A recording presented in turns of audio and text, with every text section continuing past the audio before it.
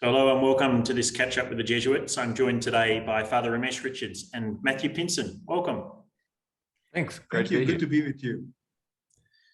Father Ramesh, you recently undertook your 8-day retreat, which is something Jesuits do annually. Would you tell us a bit about that and why Jesuits do an 8-day retreat? Yeah. So most Jesuits would make two 30-day retreats during their Jesuit life. But we also are encouraged, it's part of our DNA to make an 8-day retreat annually. And I find it as an opportunity to reflect back on the year that has been, and also to actually have more quality time with Jesus.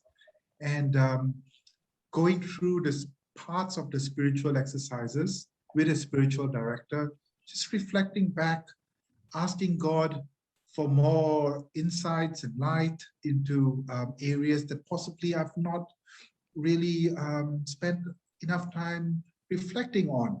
And at the end of the spiritual exercises, to realize and acknowledge and appreciate that I'm on a journey with Jesus.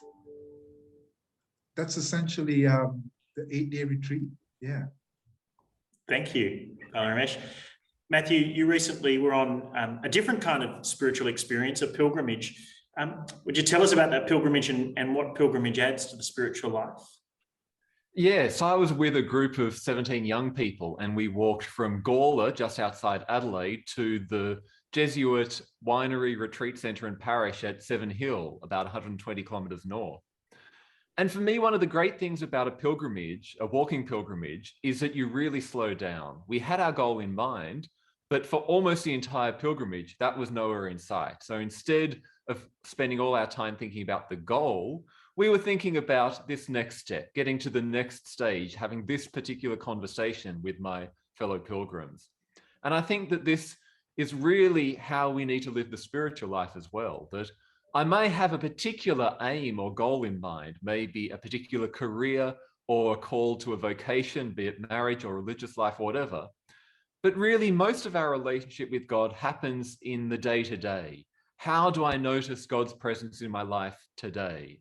And how can I choose to answer God's call today?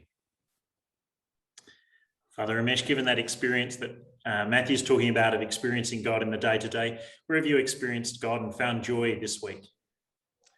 You know, we're in lockdown Sydney or Greater Sydney.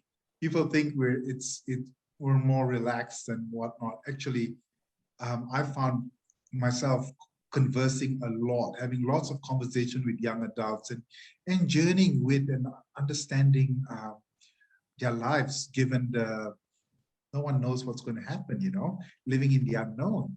And I've found myself so joyful because it's a gift to be available to the young people and also to my colleagues who are available to me and listening to my concerns. And so there's deep joy in these relationships that I'm having. Yeah.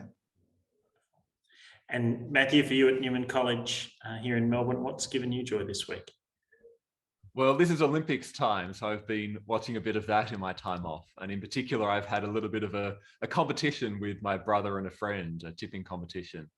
I think it's really important as a religious to maintain those strong friendships. I have lots of great Jesuit friends, but it's also really important to continue to have those friendships outside the society to make sure that my experiences don't become too limited and confined, because we really are called to be present in the world. So that's been very important and joyful for me.